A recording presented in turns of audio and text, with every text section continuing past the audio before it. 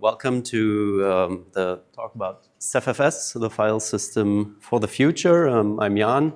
This is my colleague David, and we're going to run you through the new CephFS.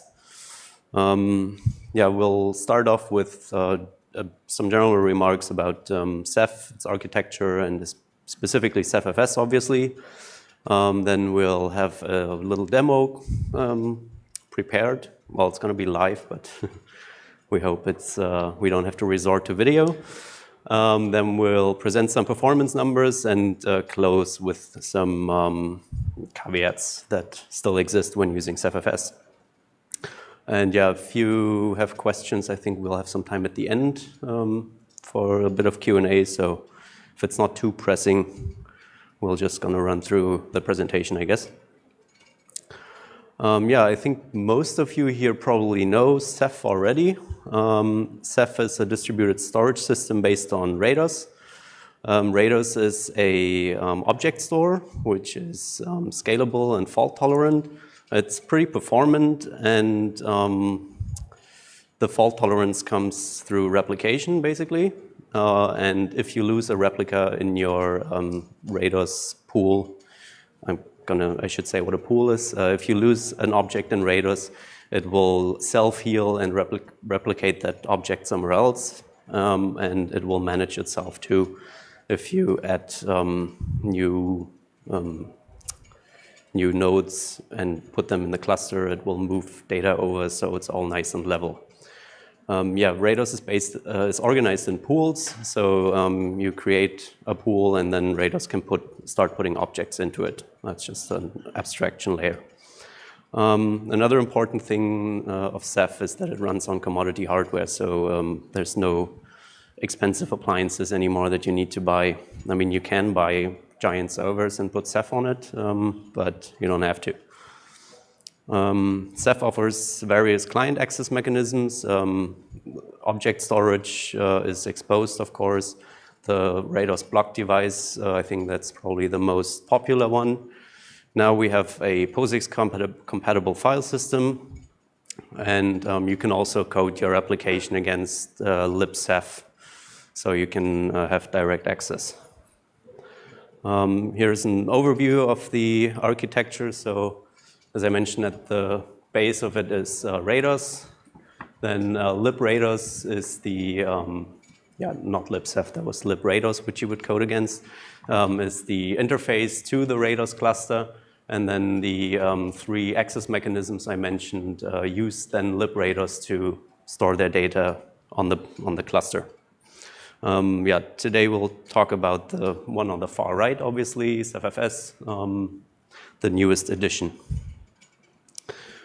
So CephFS, a POSIX-compatible clustered file system. It's been in the works for a long time. It's pretty hard to implement a file system on top of a distributed system. That's why it took a bit longer than the others. And so what's so great about that? File access, or that abstraction of files, remains probably the most important file storage abstraction, I want to say. So now you can put your existing applications on top of Ceph, your existing applications, of course, that use file system access. Interoperability with existing infrastructure will become easier. And I mean, everybody here in the room uses files and all the attached concepts on a daily basis. So these abstractions of files, directories, permissions, and so on turn out to be actually quite useful. Another good thing about CephFS is that the capacity becomes quite elastic now. So when you have a Rados block device, it's not quite straightforward to add more capacity to your block device. Well, that's not too hard, but then have your application actually use it turns out to be not so easy. So on the technical level, the architecture of Ceph is comprised of a bunch of daemon processes. The first two are the most important ones, the object storage daemons. They store your data. The monitors keep everything nice and consistent. You need only those two to have a running Ceph cluster. The new addition is now the metadata service, the MDS, that manages the file system namespace. And basically, your client will talk to the MDS and the OSDs to store your files. Eventually, we will have an active-active configuration. We can run that. For now, we only have active standby. If you have multiple MDSs, you can run just one. That can give you a file system, but for failover capacities and high availability, you probably want more than one. Yeah, for now, only active standby works or is recommended to be used. Active-active is still experimental, and yeah, but it will come. Yeah, and client access, I mentioned that already. Yeah. An overview of what I just described. So down here in the red, we have the Ceph cluster, the different daemons running, and up there is a Linux host with a CephFS client talking here to a metadata server and one OSD in this picture. Ideally, obviously, it talks to more than one OSD to get some parallel access, and it will do that on any normal workload. What isn't displayed here is that the MDS actually in the background talks to OSDs too, because the MDS just stores the metadata on OSDs too, and so in RAIDers, so even the metadata is protected by RAIDers. So in a sense, you can imagine the MDS as kind of a cache for metadata. So CephFS deployment. If you use CephDeploy, you have 4 commands to run. You have to create an MDS on a node. You have to create 2 pools. By default, CephFS can run on 2 pools. You need a data pool and a metadata pool. You can add more data pools later if you want, but 2 is the minimum. And then you create your file system. And that's it, basically. After that, you can mount it on your client machines and start using it. Yeah, so you can use CephDeploy, or we have Eric here. You can use our new salt-based deployment tool, DeepC. I think your session will be tomorrow at 10. So if you want to know more about that, you should see that. It's a pretty cool tool. Yeah. Okay. And I hand over to David. Thanks, Jan. Yeah, so first off, just take a quick look at the configuration. So some of the basic parameters offered by CephFS. These are, normally set by default. It's not something you need to tweak, but just a few tunables anyway. So we have the MDS daemons basically periodically checked by the monitors. So that's configurable via this beacon grace, which basically says if an MDS doesn't respond within a certain amount of time, when should the monitor basically mark it as out and force a failover. The MDS can also be configured to stand by for a specific file system or other MDS daemon. And finally, there's also this standby replay. So the MDSs are capable of basically continuously following the journal from, or caching the journal from an active MDS, which then means that failover occurs much quicker than it would if it didn't have that hot cache. So a couple of other caching parameters. So we have the MDS cache size, which is basically the inode or number of inodes that the MDS caches. There's on the client side also some cache parameters which can be used for client caching. At runtime, there are also a few things that can be tuned just via extended attributes on the files and directories themselves. So the first one, or file layout in particular, is quite interesting in that just via an extended attribute within the CephFS mounted file system, you can change where, say, a file will be located within the Ceph cluster. So you can say, okay, this file I want to have in this pool, this one in a different one. You can also change the object sizes. So the files within CephFS are backed by Rados objects. We can then change just via this extended attribute the size of those files backing, the objects backing the file. Secondly, there's quotas. Quotas at the moment with Ceph are enforced on the client side. Via the quota x-attributes, you can then set file or space limit, and that will then be enforced by the FUSE client.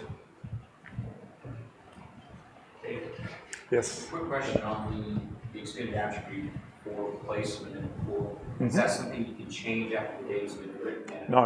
Okay. No, so basically you have to create the file and then, sorry, David's question was when can the layout parameters be set?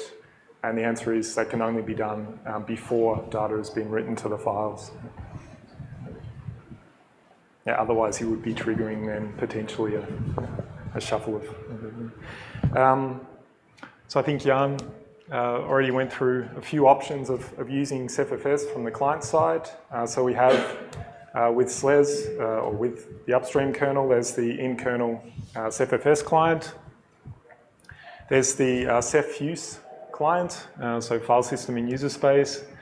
And then finally there's libCephFS, which is then again used by NFS Ganesha, so a user space NFS server, and Samba for exposing CephFS to SME clients. So NFS Ganesha is, as mentioned earlier, a NFS server in user space, which has support for a number of different protocol revisions. It has a pluggable backend, and with that there is support for the Ceph file system as a file system abstraction layer plugin for Ganesha. And this is shipped as or will ship as a technical preview with SUSE Enterprise Storage 4.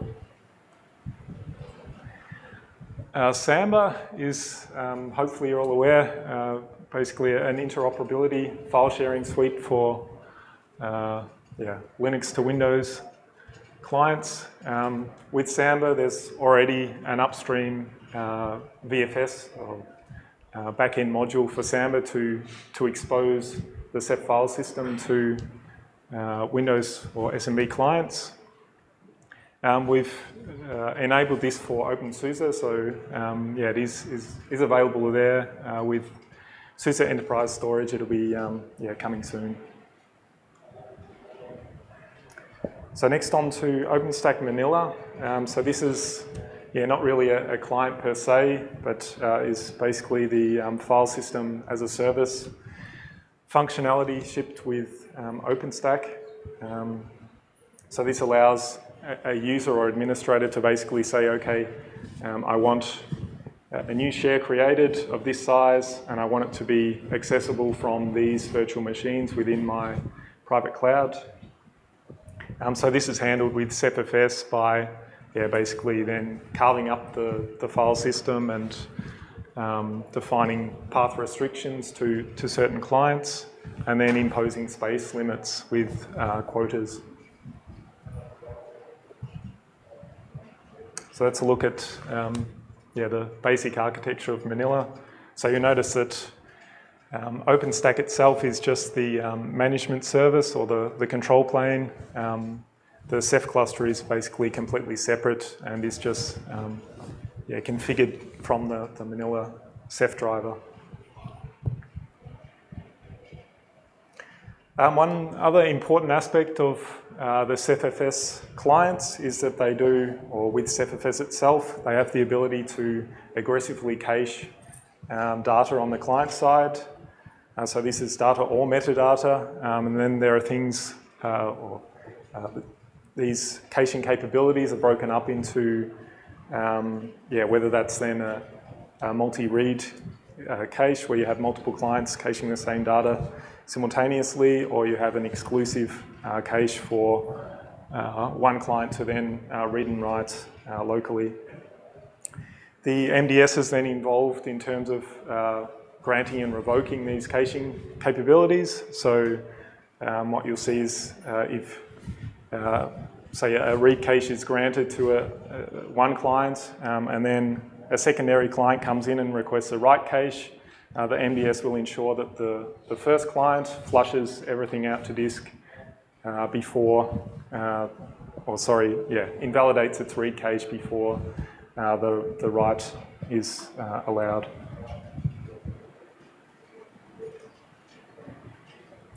So now on to the demonstration. So this is a team effort, I think. So basically what I have is just a very simple Ceph, or I guess you could say virtual Ceph cluster on my laptop. So this is, basically what you see there. I have 3 OSDs deployed, 2 metadata server processes running, and finally 1 monitor. And what I'll do is then basically after we've taken a look at the file system itself, we'll then connect from the Linux kernel client on a couple of VMs, again on my laptop. Next one. I'll just skip to the content. So there we can see just the Ceph status, so basically showing the characteristics of the Ceph cluster, that it's 3 OSDs, has an MDS running. We can do a quick FSLS. This basically just says, or dumps the, yes? Not easily, sorry. Is it so bad to see? Okay. Can we turn the lights down a little?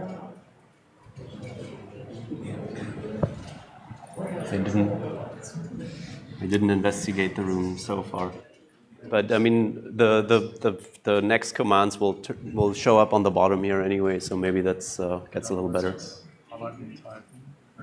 Can you change the color of the terminal? Change the terminal color to green or? That's all yours. I don't know, I can mark a little bit so you can.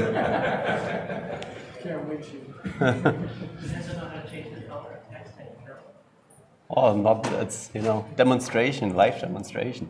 Anyway, I'll continue. Hopefully you can see. But yeah, basically we have a single Ceph file system deployed with, at the moment, a single metadata pool and a single data pool, CephFS data A. So what I first wanted to show was just how the layout can be modified within the Ceph file system. So what I'll do is create a new pool on the Rados cluster, and then add that pool to the file system. So you can see I've just done a make pool, added the data pool to the file system, and now we have 2 pools within the CephFS A file system there. And next off, we can now connect from a client. So I'll just start a VM now. Again on my laptop. So in this case, I'm going to mount the file system from this virtual machine. So we can see that the mount is completed there. And yeah, with that, I'll just do some simple I/O, so a basic 10 megabyte I/O to the file system. And now let's take a look at the layout within the cluster. So I haven't changed any parameters at this stage. It's using the default layout for CephFS. That means we have a 4 megabyte object size, and it goes into the initial data pool. So what I'll now do is then create a new file, and we'll change a few parameters of the layout. So as David mentioned earlier, this is done on an empty file. So I've created this admin-only file. In this case, we're using a 1 megabyte object size instead of the 4 megabyte object size used earlier. And finally, I've changed the pool as well. So basically saying this file should be placed, or the data for this file should be placed in a separate pool to the initial zeros file. Next off, just copy some data again into that same file. And now we can see, or take a look at our Rados cluster at the back end. So we can basically inspect now how this is then laid out within the Ceph cluster. So you saw with the initial file, we were just writing to the default CephFS data A pool. So if I just do a Rados ls there, hopefully you can see that. So we have three objects within that pool at this stage. If you recall, they were 4 megabyte objects, or maximum object size of 4 megabytes. So as you'd expect, we have then 2 4 megabyte files and 1 truncated or incomplete 2 megabyte file. And next up, the admin pool. So this is where we changed the object size to 1 megabyte. There you can see that we have 10 objects within the pool. Those objects are 1 megabyte in size. One other thing I wanted to mention, I guess, is that the prefix for these object names is the inode within the file system. So basically you can also map between files and objects using the inode number. Yes? So the 3 objects there, is that for replication? So how is the... No, so this is, so the replication, the question was, the 3 objects there, is that for replication? The question is more, how is the data sharded across all of the OSDs? So this is then handled, the question is, how is the data then replicated to the other OSDs at the back end? Well, no, but if I have a 50 gig file, Yes. right, file system, Yes. does it sit there as a 50 gig block, or is it sharded No. across lots of OSDs? So I wonder how... No, so this isn't looking at how the replication is happening on the Ceph cluster. Replication on the initial write to the OSDs, how is it distributed across all of it? So the distribution happens basically when, so basically you calculate using your parameters, so pool and object name, whatever, the placement within the cluster.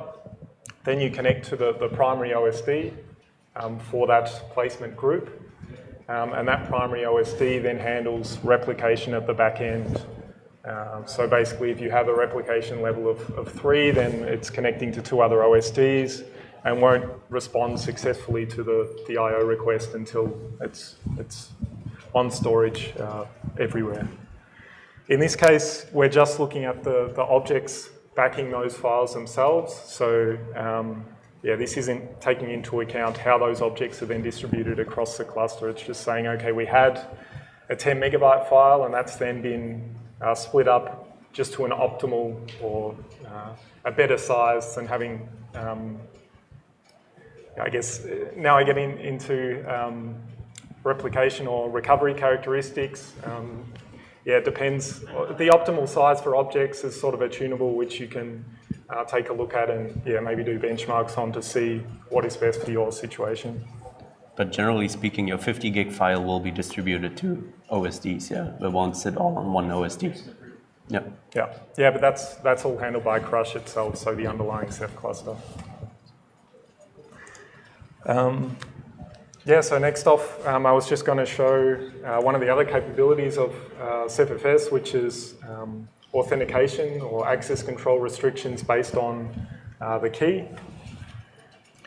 So what we can also do is basically say, okay, if I'm connecting with a certain key or as a certain user, then I'm only granted access to one specific pool within the Ceph cluster. So we can take a look at this also on this demonstration cluster. So I've just created a secondary keyring, and if you take a look at the last parameter there, basically I'm saying that the OSD capabilities of this keyring should only, or it should only grant access to this CephFS data A pool. The edge of your screen is truncated. So Yes. There's Okay. like 2 characters missing. No, that's all right. So I'll now go and start up another virtual machine.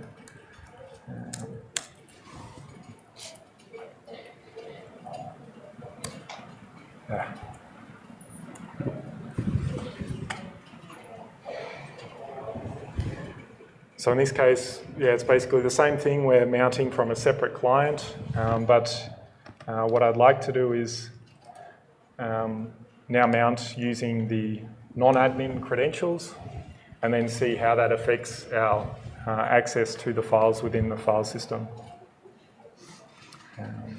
So I'll just grab the key that I need to use here.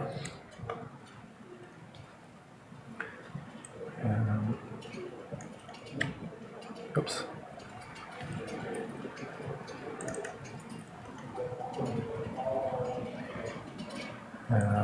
Second try.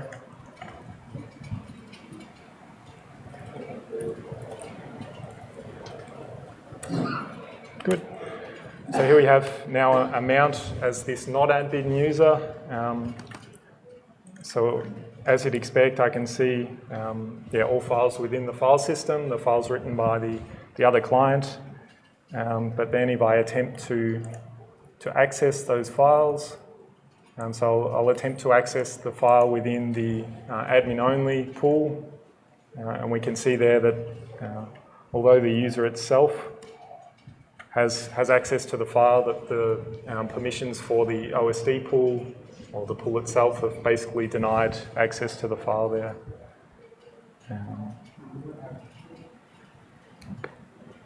Yeah, we don't have an LS adder or something. So a question from Eric was, we don't have an LS ATRA. Do you mean to actually see whether the user has access based on the key? Or? Yes, there's one, things be charging users nuts on. NFS, when people are root on a machine and they can't access something, they don't necessarily know why immediately. And the same thing's going to be true. So Eric mentioned that this may make it difficult to determine why users are being or seeing permissions issues. Yeah, the answer is you can't really see from the client side what the reason for the access denied error is there. Can we not list the object, the pool of the object is? Yes, you can do that. I mean, so these capabilities are also can be restricted in that you can restrict people from seeing, the layout or changing the layout. But you can see, by default, you can see which pool it's residing in, and then take a look at the keyring and determine via that mechanism why they're not being granted access. Okay, so there's not an LS that will tell you, okay, this file has been stored on this pool, or the objects that made up this file is on this pool, because that will give the answer basically. That attribute is there, yes. Yeah. So you can see which pool. Okay, listing that, well, if a user knows that it does not have access to all the pools, might be a solution to it. Well, you can also limit users by access to certain subdirectories on the CephFS volume, so they will see a certain directory as their own root, and then they don't even see files in other directories, so that could be used in conjunction, and then. But if the user is root in his virtual machine, can he not remount the file system and have access to everything? No. No. It's based on the keyring. The keyring will only allow a mount of the subdirectory. Yes. Okay. Yeah.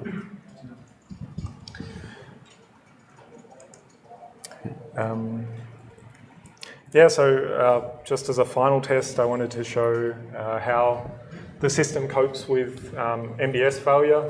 So in this case, initially you saw that I deployed with 2 metadata servers. So what I'll do finally is just start a basic load from this client. So just using FIO, I'll just start up a very simple workload. And what we can now do is go over to our Ceph cluster. And here we can see, so I've just run CephFS dump. So here we can basically see that we have 1 active MDS and 1 standby MDS. So the active one is MDS B with the B identifier, and the standby is A. So what we'll do is just come along and kill off the active MDS. It's again truncated, that's why I highlighted the currently active here. Okay, sorry. And if we take a look now at the first VM, this is the one without I/O. We can see that we have the reconnect to the standby MDS, which is cut in. And also on our second VM, we've also got the MDS reconnect. Recovery completes successfully. The I/O continues without problems on the client. Good. Okay. Okay. This is basically what we just showed you. I guess we can skip that. So some operational considerations. Hardware sizing is maybe interesting for you. Generally, it depends. The favorite sentence of a developer. It depends on your workload mostly. That's I think true for all file systems.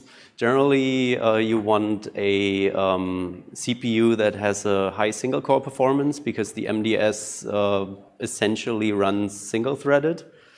You want obviously 2 NICs for that's what we recommend for any Ceph node. I've put at least 1 gig interfaces here. Ideally, you want faster interfaces, so 10 gig is definitely appropriate. And main memory, you want as much as possible generally.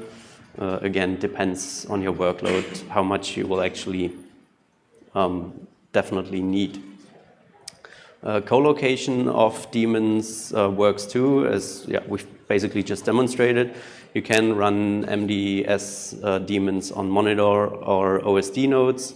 Again, it's very much dependent on your workload if that's a good idea or not. If in doubt, maybe don't do it. And if you do it, monitor your nodes and watch that for resource drain.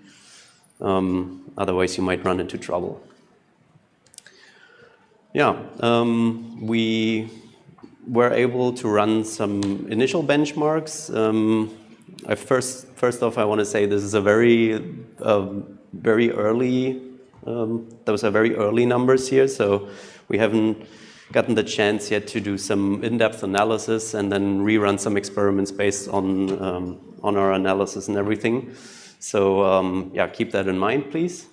The setup, you can see, it's fairly beefy hardware that I had access to, thanks to David.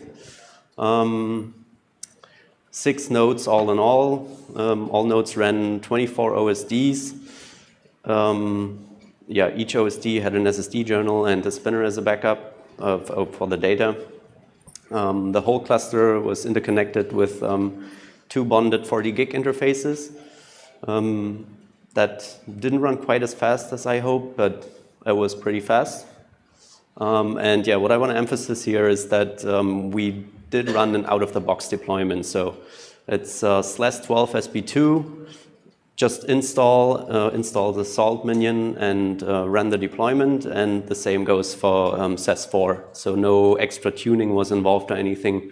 When you do the initial install, you get the same parameters as we used here. And our general experiment was just read and write access to a large file per process. That's all I got done. Yeah, so let's look at it. Before you maybe get into the whole thing, let me explain a couple of things. Y-axis is the throughput in megabytes per second. The top one there is 4 gigabytes per second, in case you can't read it. And on the x-axis, I have the different job configurations. So generally, I ran random access and sequential access. The random access is the yellow colors. The sequential access is the blue colors. And the general makeup of the experiment was run the experiment with different. Yeah. One question: how large is the file? The file was 10 gigabytes, and the I/O traffic all in all was 50 gigabytes. So that's roughly 50-50 read and write, so 25 each. And that's per thread. Because the next thing I was going to say, I ran each experiment with 1, 2, and 4 threads on each client. So that's, yeah, with the 4 threads, that's then 12 threads all over accessing the file system. And then I repeated all the experiments with 4 different block sizes, I/O block sizes, 4K, 1 megabyte, 4 and 8 megabytes. So yeah, we have kind of a grouping here. So this, those first 6 bars are the 4K block size. The next 6 is 1 megabyte, 4 megabyte, 8 megabyte. And then always the first 3 is random, and the second triple is sequential access. And the lighter and darker one is, the darker one is read, the lighter one is write. Yeah, so I guess that first group of 6 is the most eye-catching one. 4 kilobyte, yeah, 4K random access sucks. No way around that. This is in the medium 2-digit megabytes per second, in case you can't figure that out by my scale here. What did surprise me was the 4K sequential access. So we're almost scratching on 4 gigabytes per second here for 1 thread per client. That's pretty impressive, I find. I do have to say that a hardware feature that I just found out is that the storage controllers do their own read-ahead. So that definitely helped, but nonetheless, Ceph can definitely handle that kind of throughput. For the other charts, I wasn't too surprised. Generally, the random throughput is quite a bit lower than the sequential throughput. And as a general rule of thumb, maybe the bigger the block size you have to access your files, the better. Yeah, not really a surprise here. I was pleasantly not surprised, but I found it quite nice that, you know, on the sequential throughput with enough threads per client, you can definitely hit 2.5 gigabytes per second. That's not too bad. And for random throughput, even for random access, even a gigabyte per second is not too bad. Yeah. So, but as I said, that's a very, that's just an initial experiment. I definitely want to do different access patterns, not just, you know, 4K random, but play with the block alignment. That's going to be very interesting, and yeah, just, you know, get more realistic access patterns that we actually see in the real world. Then obviously an interesting thing will be playing with some tuning parameters of the underlying hardware, if it's there, or the Ceph cluster itself, placement groups, crush map. That's all things that will be nice playing with. Then obviously I would like to compare it to RBD throughput to get a feel for if we have to take a performance hit from what Ceph can actually deliver. And last but not least, metadata operations will be very interesting too. So do a stat, do an ls on large directories. What kind of performance we can get there will be, yeah, quite enlightening, I think. Yeah, so much for the. Sorry to interrupt you again. Sure. Have you calculated for the random IO, have you calculated the number of IOPS? I have the data, I haven't visualized I it. would be very interested to see how different block size, or let's say block size, but the block size that don't change anything, it seems that the number of clients change the number of process per client change the results. Yeah. We don't, well, it's not clear. Yeah, no. Yeah, I do have the data. Didn't get to do the visualization yet. Just more. Yeah, no, definitely. We'll be looking at IO ops, definitely. That's, of course, very important. Any more questions? Just a comment. It's interesting that, unlike a block, it's very symmetric there for the small block transaction. Yeah. You don't see a pool imbalance between read and write. Yeah. It's, I can only speculate as to why that is, but, I mean, by the way, I used FIO for that, so FIO does bystandard, does the IO block align, so the 4K sequential is literally perfect, a perfect caching pattern, basically. That's why we see those high numbers. I'm speculating, but yeah, that's quite likely. All right, you want to say something about troubleshooting? Sure.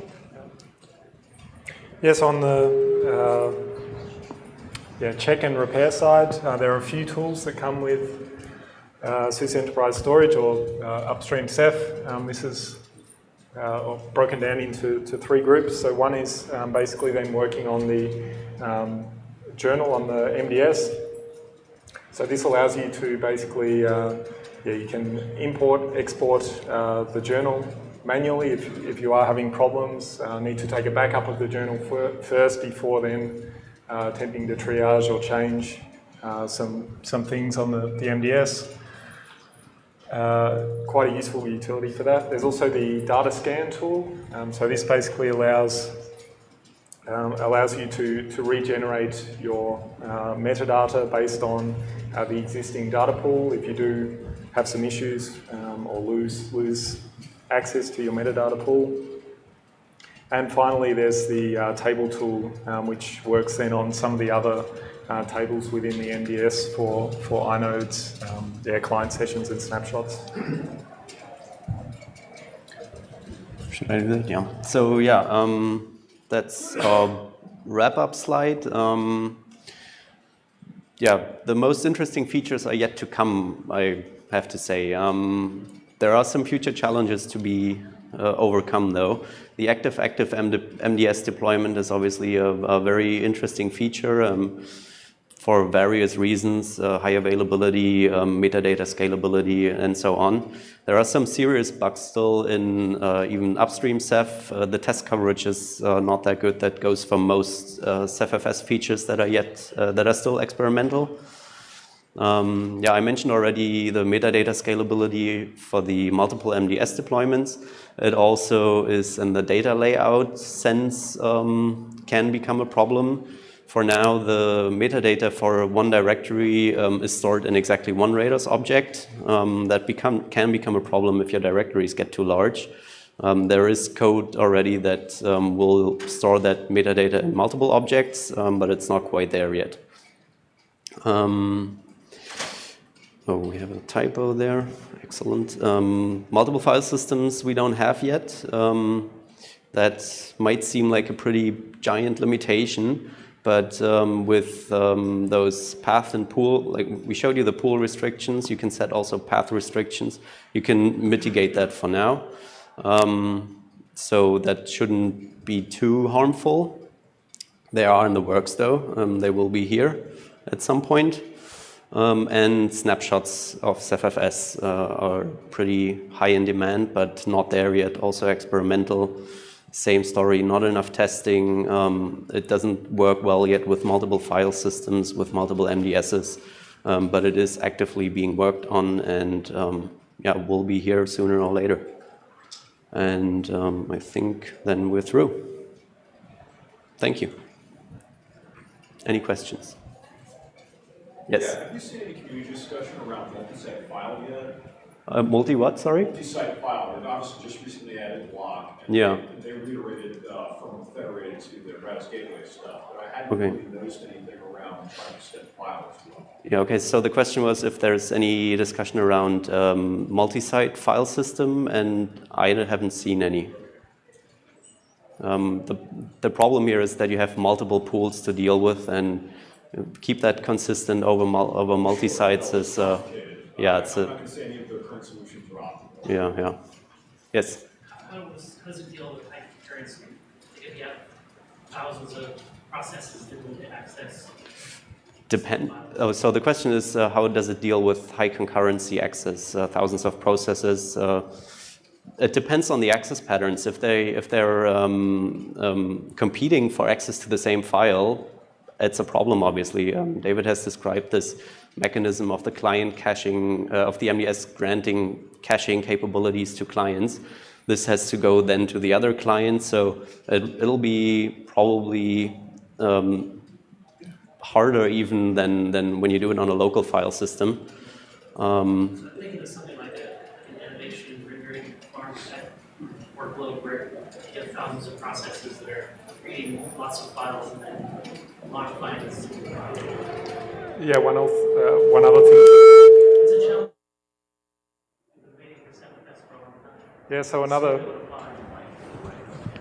another feature of the active MDS functionality that basically sees CephFS or the MDS's redistributes basically assignment for the file system hierarchy as areas of the hierarchy become more active or used more. So some of that is already there. It's just you know, implementing or finishing off some of these features. Have you done any tests on, because we're talking about metadata, so in your current configuration, have you done any tests metadata limitations, file creation, file deletion? I have, well, am I on still? Yeah. I have had problems with too many files, and there is a pretty good study by an eBay team, which is not quite recent, but last year or so. And they wanted to know this, so they just went ahead and created 300 million files in one directory. That didn't work, as you might imagine. I don't want to speculate on how many files you can put in one directory. There is definitely a limit to that. But if you distribute it to directories, there shouldn't generally be a problem. So, in terms of file creation per second? No, I haven't tested that, sorry. Okay, so you don't have any clue about, because for the other file system that I know, there's always a limit about that is given by the hardware. Okay. Also a limit that is given by the software, so whatever hardware is behind the software at one point will not scale anymore. Yeah, yeah. Yeah, exactly. Well, that's so metadata, like testing specifically metadata operations is definitely on the plan, and that's not just create. It's you know, doing stats, doing ls-l, you know, on a large directory tree. That's obviously going to be interesting for a lot of use cases, and we'll look at that definitely. Okay, any more questions? Nope. Then thanks a lot. Have a good day.